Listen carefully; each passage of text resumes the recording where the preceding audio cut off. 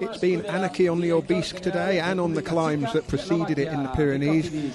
I'm standing on top of the mountain at the end of stage 14 of the Vuelta a España. To my right, Robert Gesink is on the podium collecting his prize for winning the stage.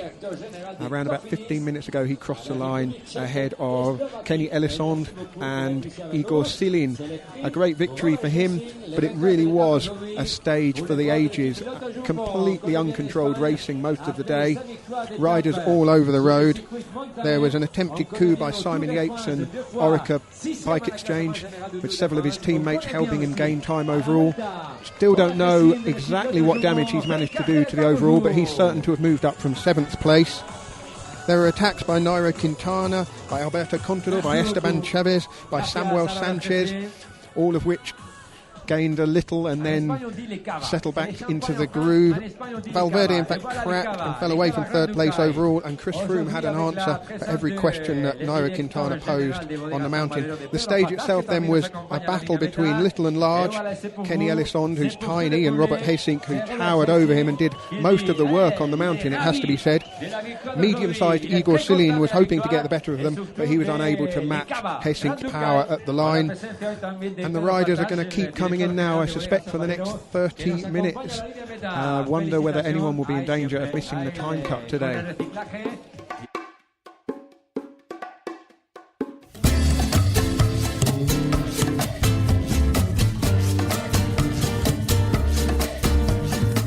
You are listening to the cycling podcast at the Vuelta a España in association with Rafa, celebrating the sport and producing the finest cycling clothing since 2004.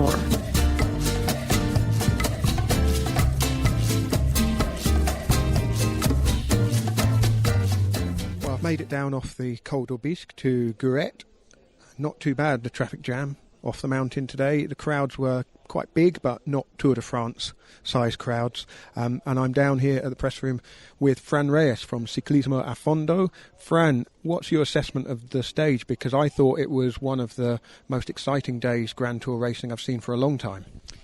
Well, it was definitely great. You know, in the end, we saw today the face-to-face between Nairo Quintana and Chris Froome that we were hoping to watch in the Tour de France, which unfortunately didn't happen.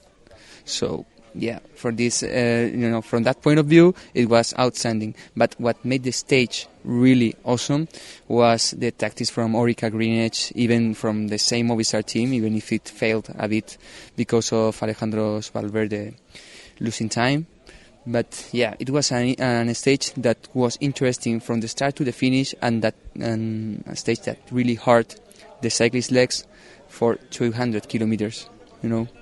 And it's only now that we're holding the results in our hands and we get to see exactly what damage has been done. I mean, I hadn't realised, I was standing up there on the finish line and I hadn't realised how much time Valverde had lost. I gather you heard what he said at the finish. Yeah, he was speaking to the Spanish radio stations. He was asked straight away that whether this was a bad day or just the legs he has. And his answer was quite clear. What you see is what there is. I am totally empty. Well, he's lost 10 minutes and any chance of finishing on the podium or any chance of the top 10, really. But his teammate, Nairo Quintana, he tried to crack Chris Froome, but at the moment, Chris Froome has an answer for everything on the climbs. Yeah, you know, they are always alluding and, saying that the advantage Chris Froome has on the climbs is because of the power meters and because of how good he paces himself with the help of this machine, but in the end he definitely has the best climbing legs of this Vuelta, along with those of Nairo Quintana.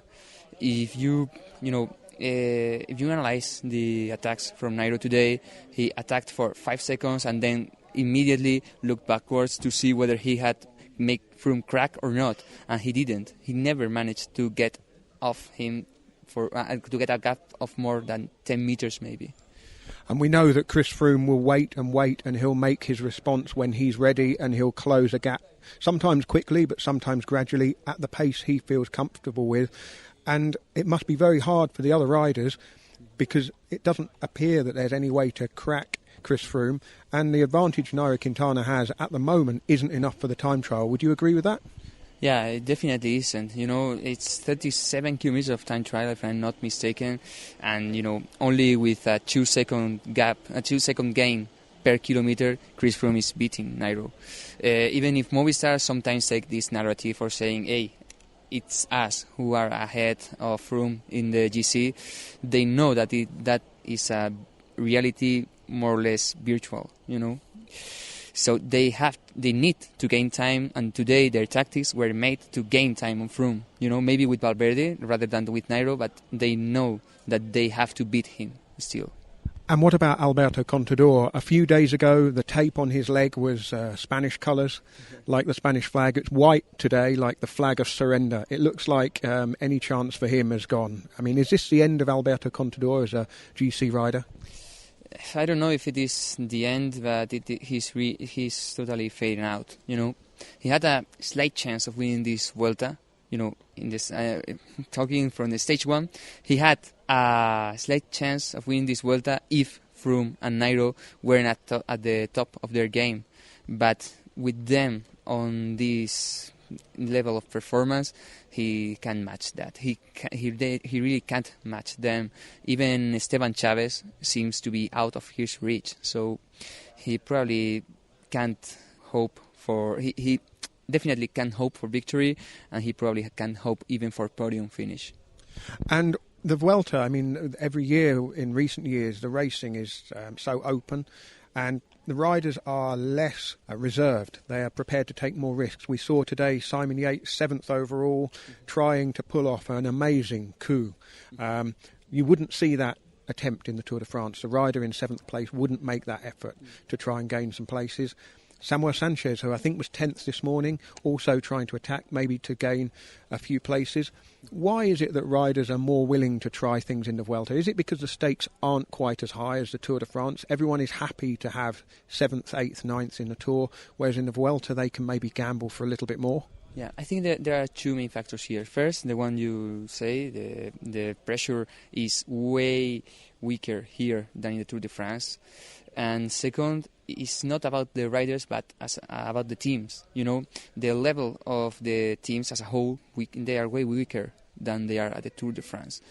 Today we saw Sky pulling from the peloton and getting to the second to last climb with only 4 riders, something that wouldn't happen in the Tour de France. In the Tour de France, they would have been with 7 riders maybe to pull for Froome in the second to last climb, and will be at the foot of the last climb with 5. Since the teams have worn off during the season, now the attackers really have a chance of making it to the finish line, or maybe getting a result that satisfies them. And lastly, what are you expecting from the remaining days in the Vuelta? What should we look forward to? You know the country. Tell me what I should be looking forward to as I travel down towards Alicante. Well, first of all, the beach. We all miss the beach. At least I do. But from a sporting point of view, I think that the most interesting stage will definitely be the time trial. The rest of the stages, there is one steep summit climb, summit finish, which is Mas de la Costa. Peñagolosa is a funny climb, but I am not quite sure whether it will make a lot of difference between the main riders. And as for Formigal and Aitana, those are steady climbs. Formigal tomorrow has an advantage, in order to see some show between the main riders, which is that the stage is so short, and the terrain is tricky. This stage has been designed by Fernando Escartín, the Vuelta technical director, who lives there. Actually, he's from Viescas, which is the equator of tomorrow's stage, if I'm not mistaken right now. So he really knows how to make it in order to hurt. And I think the 120 kilometers from tomorrow are going to be breathless, restless for the riders. That's Fernando Escartín, who was 3rd in the 1999 Tour de France. What was his best result in the Vuelta? Did he get on the podium here as well? Yeah, he did a handful of times, but he never managed to win it. In the end, he was one of these suffering climbers who never really won anything that are so loved by the Spanish aficionado. He was like Jaime Zabaldia, but one level above. Yeah, Fernando Escartín actually did have some wine in his face from time to time. Además, Zubeldia is now that we are seeing him attacking of some sort, some sort of attacking. But no, Fernando Escartín was way more courageous and took a lot more of chances than Aymar.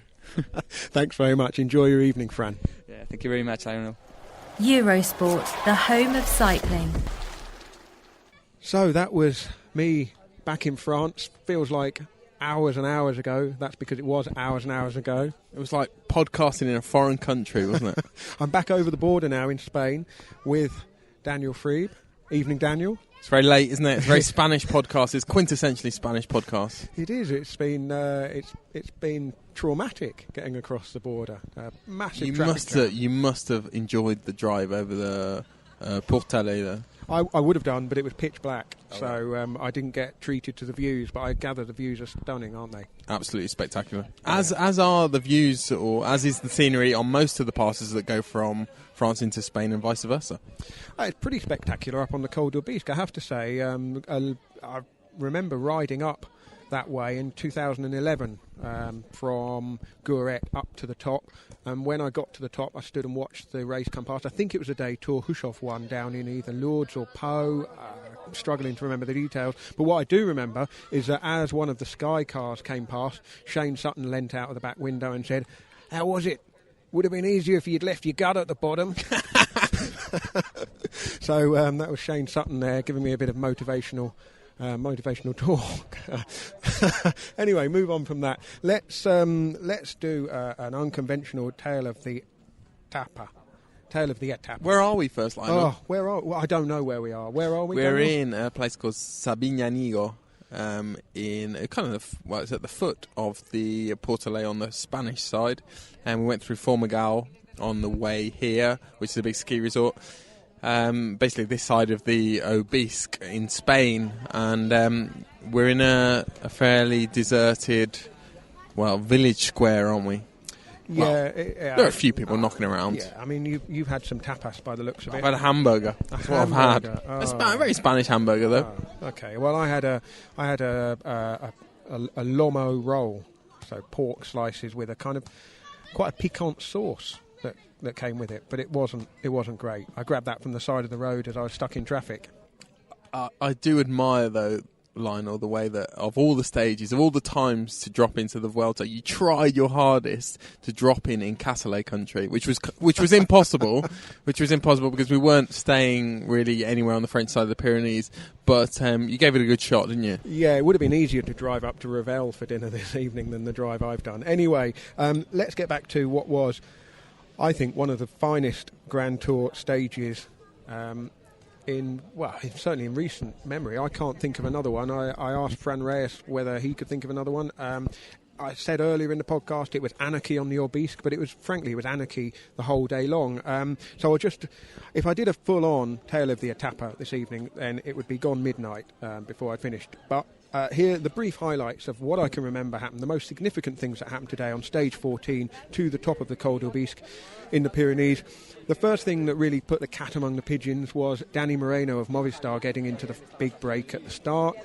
They got so far up the road, over 5.5 minutes, that Moreno, who was 12th overall, was the virtual leader for a short while, and that took the pressure off Movistar quite a lot and perhaps put Sky in a bit of a quandary, although they had David Lopez up the road as well. There was an awful lot of early shadow boxing, wasn't there, to presumably try and set things up for the Aubisque. The breakaway split into bits on the Marie Blanc, which looked really hard. We know it's a hard climb. It looked hard.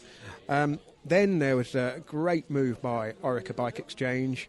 They had riders in the early break. Then Jack Haig, young Australian, made a move which helped Simon Yates. Nearly said Sean Yates there. Saw Sean Yates at the top of the Aubisque. Simon Yates then bridged across, and then they all joined up on the descent and for the valley ride. And then Simon Yates was riding his way right up the general classification. I think now is in 4th place behind his teammate Esteban Chaves. Oh, my beer has arrived. That's lovely. Thank you, Daniel. Estrella Galicia, and we're nowhere near Galicia, but we did spend a lot of time in Galicia. Anyway, Lionel, go on. So just to recap the stage, the battle up at the front was Robert Gesink, Kenny Elissonde and Igor Silin. As I said earlier on, it was little and large and a medium-sized rider as well getting involved. Robert Gesink won the stage. Terrific victory for him. He's had a really hard time both on and off the bike really for the last couple of years. And Kenny Elissonde's prize for the day was to take over the King of the Mountains jersey. King Kenny. Yes, there we go. Brilliant. We love Kenny. Brilliant. And Alejandro Valverde, the big casualty, lost over 10 minutes and has plummeted down the overall standings. Nairo Quintana and Chris Froome were not really trading blows, because Chris Froome didn't really do much to attack. He just made it known that he was Quintana's equal. And Quintana, he did that thing where he accelerates, he hangs out there by sort of 50 or 100 metres and then lets everybody catch up. So that was the day. Nairo Quintana is still in the overall lead, Chris Froome still second, and Esteban Chaves is third. Let's hear very quickly from a couple of the protagonists of the day. At the top of the Aubisque, I spoke to George Bennett, who played a big part in Robert Gesink's win for Team Lotto NL Jumbo, and also Simon Yates, who wasn't in the most talkative of moods, but he was, in fairness, absolutely knackered. George, that worked out perfectly for the team, and you played your part. Yeah, that was a big day, exciting day, huge team effort as well. That was a really beautiful win. It wasn't just Robert being super strong, it was the whole team being strong and motivated. It was complete anarchy on the Col d'Aubisque, and in fact all day though, wasn't it? The Aubisque, the last one. Yeah, fuck. Yeah, this one here that we're on now. Yeah, that was full gas. That's how I love to race, and a special day. Did you and Robert have a chance to talk much at all? Yeah, we talked a lot, and that was the plan. I was there in the front, attacked on the downhill, so he could stay fresh in the wheels, and then on the climb it was the other way around. He was the aggressor, and I just followed everybody and sapped them that way. And he's had such a tough time for a year, 2 years, hasn't he? It's a very sweet victory for him. Yeah, I was just saying, Robert's had more bad luck than almost any other rider, and he's so mentally strong and works so hard, so it's really special to see him come back like that. Well, enjoy it this evening. Thank you. Thank you very much. Simon, terrific ride today, but a real team effort, wasn't it? Yeah, made a plan at the start and executed it to how we wanted. And I don't know. I don't really know the result because I was pretty tired there, so I don't even know how I've done, but whatever. I give it full gas and it is what it is.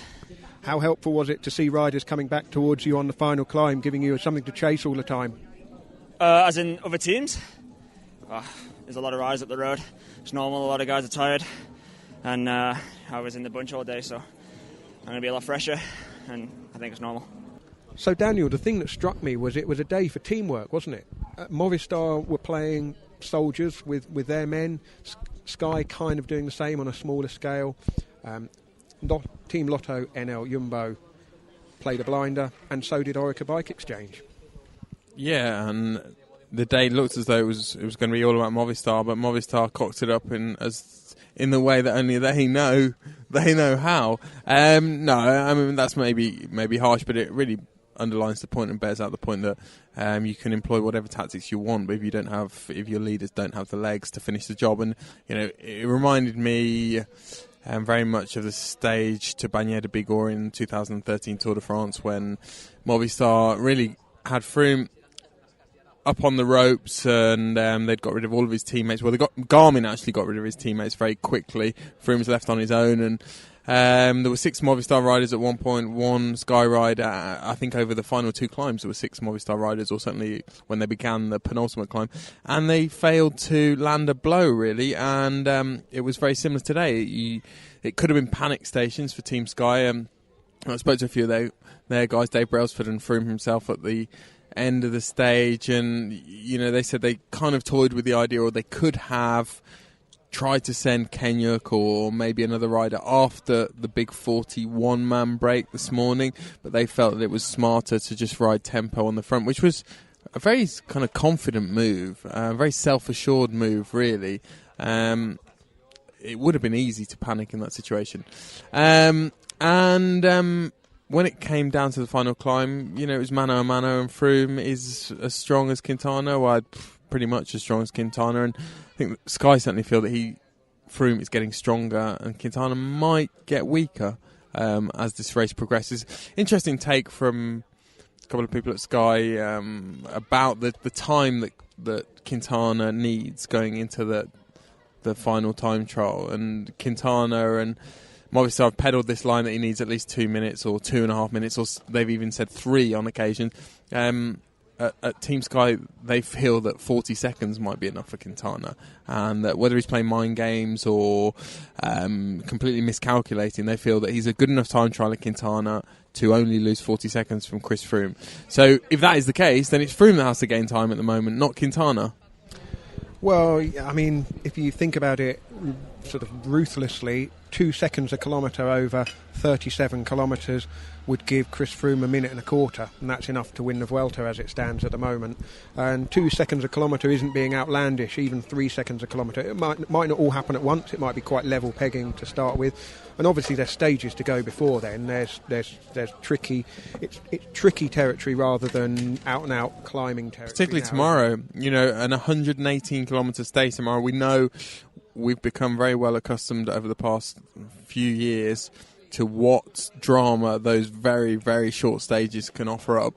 And tomorrow, I think, is a stage that everyone in the peloton or everyone in the race will be absolutely dreading, apart from whoever it is that decides that tomorrow is their day to blow the race apart, because the race is going to blow apart from the gun. It always does on those very short stages.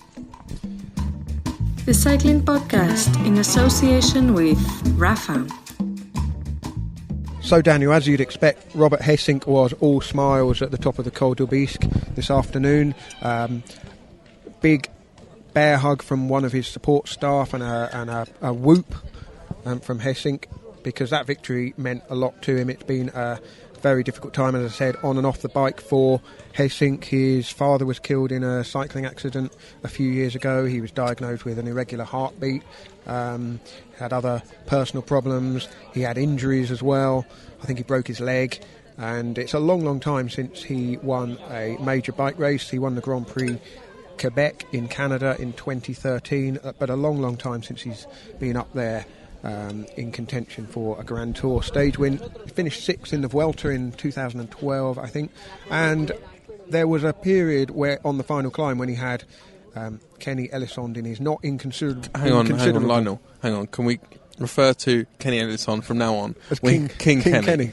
There was a time, Daniel, where Robert Gesink had King Kenny in his not inconsiderable slipstream, because it really was... like watching. Well, it was like a father taking his little boy out for a bike ride, wasn't it? It was, and Gesink taught him a lesson or two at the end. I mean, he had the strength, obviously, but he played it very well. I mean, he wasn't lulled into playing games. He just kept the tempo high. Huge sort of gear he seemed to be turning at times on the climb, and even when Igor Silin came up to him, he didn't panic. Kenny Elissonde didn't take advantage of that. And had impressive win for Gesink. Yeah, it was, and as you say, he's almost a tragic hero of modern cycling. He's had so much go wrong in the last few years, and he's a very popular rider. I don't really know anyone who's got a bad word to say about Robert Gesink, and not just off the bike. He's had his troubles off the bike, but on the bike as well. Lots of crashes, real problems with descending that he tried to remedy and has sort of remedied. It was a smart win. I was standing on the climb at about 6 kilometres from the top, and at that point he was ahead with Jan Bakelants, and you obviously thought that Gesink would be the stronger climber of those two. But then when King Kenny came back up to him, and Igor Silin, who is very motivated because he's riding. Well, he doesn't have a deal currently for next year, so he's sort of riding for his future. You did fear a little bit for Gesink, but he finished the job off. Yeah, very nice guy. I mean, remember in the Vuelta, he was in with a shout of the podium, and a crash cost him then. When he did finish sixth, he slipped down quite near the end of the race, I think. Once went and visited him at his home in the Netherlands, and what's the name of the place? It's the same town as Varseveld. Varseveld, yes, it is. Good. Same town as Goose Hiddink. Is that right? Yeah, and Goose Hiddink, and in Varseveld, do you know what there is? There's a Gooseum. There's a museum dedicated to Goose Hiddink, the famous football manager, that they call the Gooseum. Wow. What on earth is in the Gooseum? The Condor of Varseveld. That's his nickname, isn't it? That's his terrible, contrived nickname. Anyway. I asked him how he relaxed, because he had a bookshelf which didn't have many books on it, and he said he liked to play Pro Cycling Manager as himself. I think I've said that before on the podcast, but that sticks out. Anything else of note from today's stage? I mean, Orica-Bike Exchange, that was a clearly very well thought out move. Almost half the team totally committed to trying to make it happen. Well, the whole team totally committed to trying to make it happen, because the other team members would have been doing all the legwork early on in the stage, and several riders up the road, and it all seemed to slot together perfectly. They were all in just... It was like the cards all falling face up, really, though, wasn't it? You can't plan it to that extent. You can only put the men in position and hope that circumstances turn out the way you want. Yeah, I've rarely seen such a tactical, what looked like a tactical masterstroke be pulled off to that extent. As you say, a lot of teams try that. There are teams that try that kind of tactic on almost every mountain stage in every major tour, but it's very rare that they're able to pull it off. And Simon Yates is starting to look, well, he does look incredibly strong, doesn't he? And at this point, he's just adrift of Esteban Chaves on the general classification. They're both, I think Chaves is just over 2 minutes and Yates is about 16 seconds behind Chaves. They're looking very, very dangerous, and possibly at this point more dangerous than Valverde ever was as a foil for Quintana, because I think, as I said before, Movistar have been in the position to hurt Team Sky many times in Grand Tours over the past 3 or 4 years and have failed to do so. Whereas you watch something like today that Orica-Bike Exchange were able to do, and you think that they might not cock it up to the same extent. And, if they might play those two cars to better effect than Movistar have done in the past few years. I'm talking, of course, about Chaves and Yates. I was talking earlier to Fran, which you won't have heard, Daniel, about how the Vuelta differs to the Tour de France and why we see so much more aggressive, so much more adventurous racing. And today was both aggressive, adventurous, brinksmanship in some cases. I mean, really sort of bold, gritty, tactical moves, people risking an awful lot. And I made the point to Fran that in the Tour de France you don't see 7th place like Simon Yates or 10th place like Sammy Sanchez trying anything at all in a mountain stage. But the Vuelta and Orica-Bike Exchange in particular, as they look another year, 2 years down the line with this clutch now of GC riders that they've got, the two Yates brothers and Esteban Chaves, it's almost like they're trying things out. That today would have built an awful lot of confidence, will have given them belief, and given Simon Yates particularly belief that you can achieve things. I mean, he wasn't riding away from people who weren't interested. He was riding away from and holding a gap over a group that was attacking each other. Contador was having a dig, Quintana was having a dig. So an awful lot of positives for them to take out of today, I would have thought. Yeah, and again, it was another example of what we saw in the Tour de France with Adam Yates, just the incredible maturity of those brothers. Usually riders of that age, you would expect them to be impetuous and to try things and for them not to come off, but he's tried 2 big moves now in this Vuelta, Simon Yates. One of them resulted in a stage win, and one of them resulted in him really upsetting the apple cart and putting himself into contention on general classification. And obviously you have to have the legs to do so, and they're both extremely strong riders, but they have this coolness about them, which is very impressive to see. Well, the stage started in the Basque Country. Boudin Noir, black pudding from this part of the world, isn't it? Berry is the undisputed home of black pudding, also the undisputed home of the Yates brothers. You know, they'll be dining out on black pudding tonight, no doubt, at the Orica-Bike Exchange. I have no doubt that that's happening now. They'll be having it on toast. I'm in the Team Sky and Movistar hotel on a golf course. I might sneak in around tomorrow morning. Well, it's a very late start tomorrow, Daniel, so you'll have time, even if you're sort of, you know, deliberating over every putt, looking at them from every angle. What's it like, the golf course? Nice? I think designed by Jose Maria Olazábal, who was my hero growing up, as well as, you know, with Pavel Tonkov, Frank van den Broeke. There were a few, to be fair. Yeah, I wonder what links them. Kind of flawed geniuses. Mercurial geniuses, yeah, interesting. Just on talking about accommodation, I bumped into Gary Beckett, who's a soigneur from the Cannondale team, in the hotel this morning, and it was a nice hotel, wasn't it, we were in last night, that Cannondale were in, and he was saying that some of their hotels had been really pretty poor. They've been in sort of 15 or 20 euro a night truck stops, where the team chef had taken such pity on the staff. Normally the staff will eat the food that the hotel's laying on, and the riders will eat the food that the chef is making, but the chefs took, Sean Fowler and his wife, the chefs for the Cannondale team, took pity on the staff and rustled them up something, because they were not going to get fed well. Yeah, but I think that's probably one of the perils of starting the of having the racing in Galicia. I talked a fair bit about Galicia, the pros and cons of the gifts and the curses of Galicia in earlier podcasts, and I think tourism there is a fairly new phenomenon. Mass tourism. I don't think there's any real mass tourism even now, but probably not an awful lot of hotels that have the capacity for multiple teams or even one team, so they're probably scratching around a little bit, the organisers, to house teams.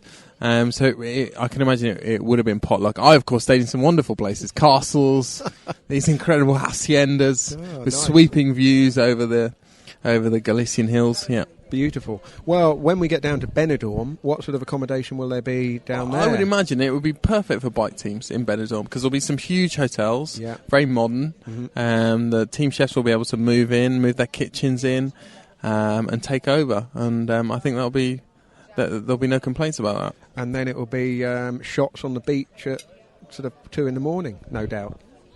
See you there, Lionel. Well, it's been a long day on the Vuelta today. I listened to the podcast when Richard was here, and it sounded like a holiday, frankly. Short days and late mornings and hours spent on the beach enjoying himself. It's been a bit of a trial for me so far. I found it logistically challenging. It's frankly bloody typical, isn't it? It's become logistically challenging to coincide with your arrival. It wasn't previously.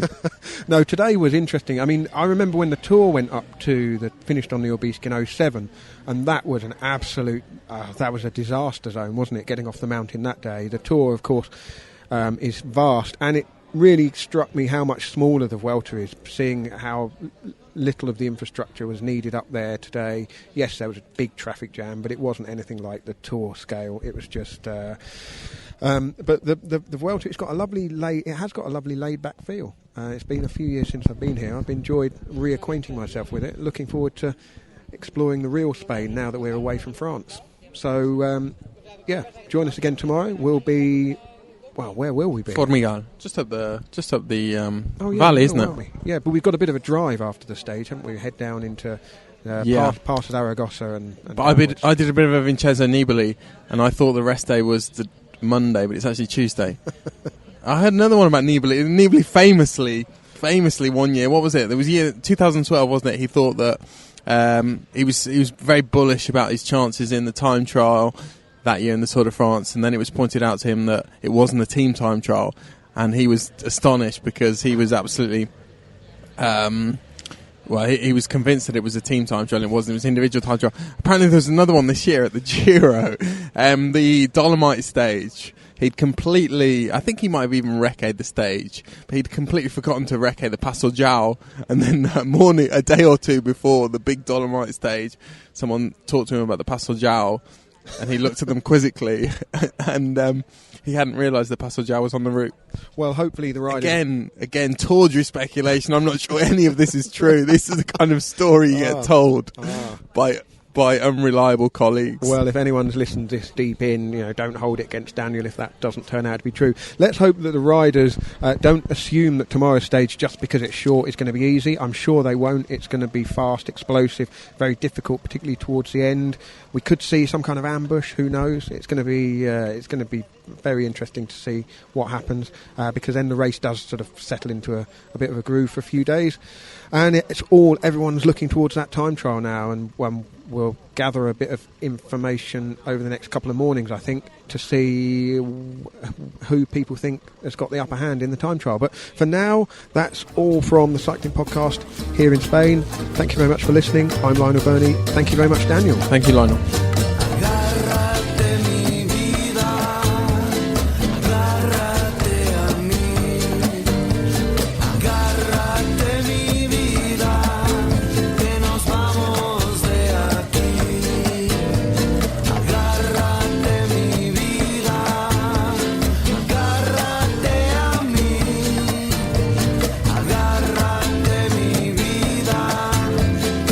Vamos de